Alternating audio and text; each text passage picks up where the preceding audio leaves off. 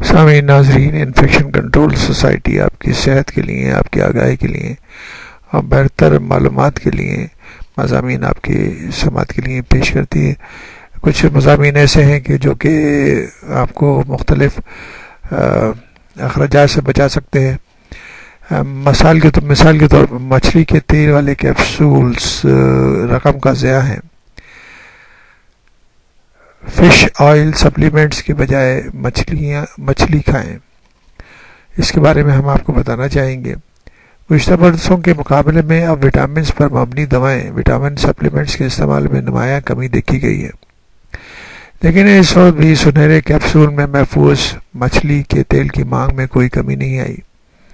لوگ بدستور card liver oil پر صدقہ واری ہو رہے ہیں۔ برطانیہ میں کیے گئے national diet and nutrition survey کے مطابق وہاں ہر 5 میں سے ایک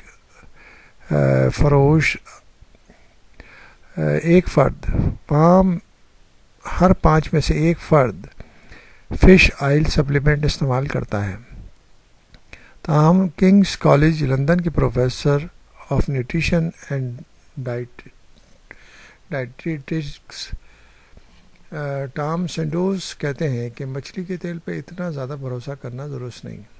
دعویٰ کیا جاتا ہے کہ مچھلی کے تیل کے کیپسول مختلف بیماریوں سے بچاتے ہیں، جن میں الزائمر سے لے کر مختلف سنڈرومز جیسے کہ زیل ویگر سنڈروم تک شامل ہیں، جو ایک کمیاب قسم کی جسمانی خرابی ہے۔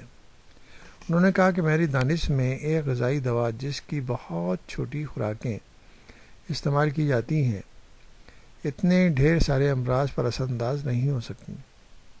یہ سوچ بہت ہی مضحکہ خیز ہے۔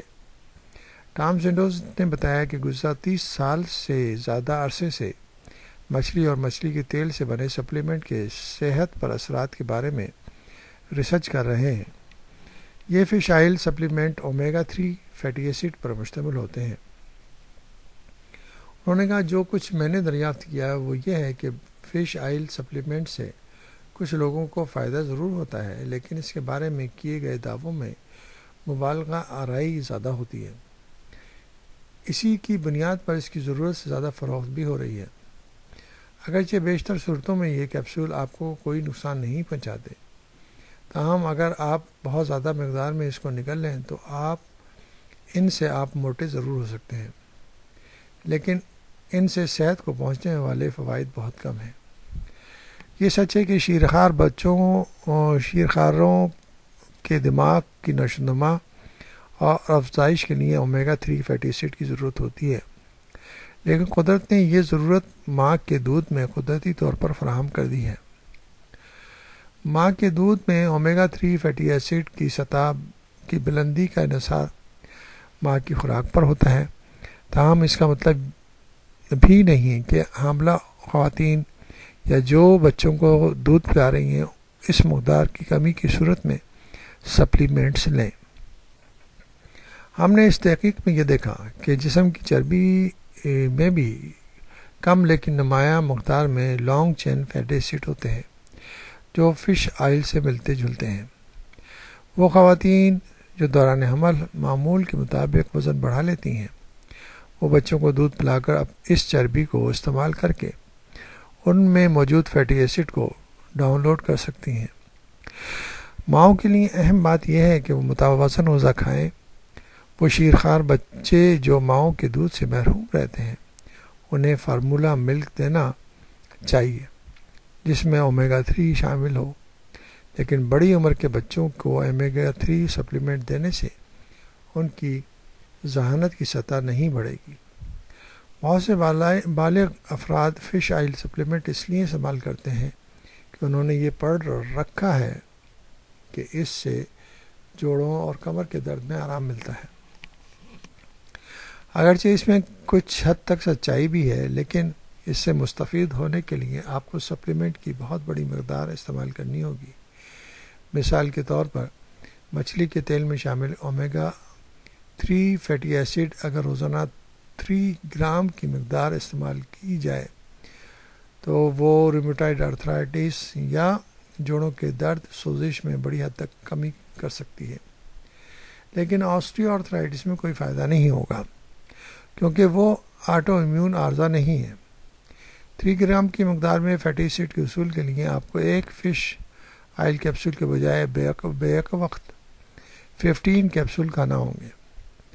ان سے کوئی نقصان تو نہیں ہوگا، لیکن خیال رہے کہ مچھلی کے تیل میں کیلوریز بھی ہوتے ہیں اور اوسط درجے کے فائدے کے ساتھ ساتھ آپ اپنا وزن بھی بڑھانا پسند کریں گے۔ بعض دوسرے افراد مچھلی کی سپلیمنٹ اس لیے استعمال کرتے ہیں کہ ان کے دل صحت مند رہیں۔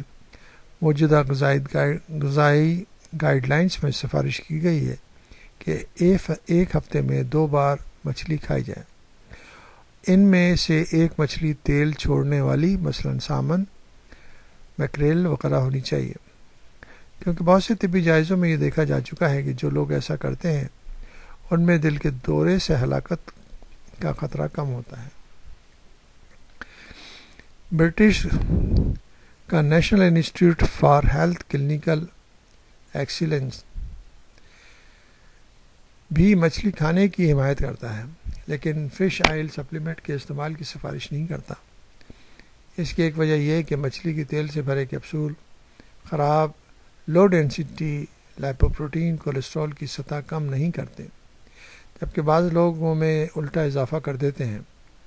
ایسے بہت سے آزمائشی تجربات بھی کیے گئے ہیں جن کا مقصد یہ جاننا تھا کہ کیا فش آئل سپلیمنٹ کے استعمال سے ان لوگوں میں دوسرے ہارٹ اٹیک کو روکنا ممکن ہے جن کو پہلے دل کا دورہ پڑ چکا ہے۔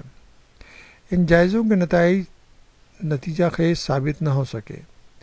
بعض میں یہ بتایا گیا کہ ہارٹ اٹیک سے موت کا خطرہ گھٹ گیا تھا، جبکہ بعض دیگر نتائج میں یہ بتایا گیا کہ اس کا کوئی اثر نہیں ہوا یا خطرہ بڑھ گیا تھا۔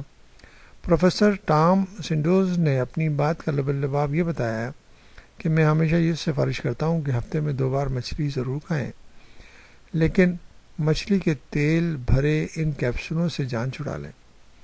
وجہ اس کی یہ ہے کہ جب آپ مچھلی کھاتے ہیں تو اس کے ساتھ اومیگا 3 فیٹی ایسڈ کے علاوہ بہت سی غذائیتیں بھی آپ کے جسم کو ملتی ہیں، جس میں زنک جو زخم کو ٹھیک کرنے میں مدد کرتی ہے اور سیلز کو تقسیم کے ممکن بناتی ہے، اور وٹامن B12 جو خون کے خلیات کی پیداوار کے لیے لازم ہے۔ تو اس سے یہ اندازہ ہوا کہ ہمیں بلا وجہ وٹامن سپلیمنٹس اور مختلف اشیاء پر پیسے ضائع نہ کرنے چاہیے، بلکہ خوراک کے اوپر، غذائیت کے اوپر توجہ دینی چاہیے۔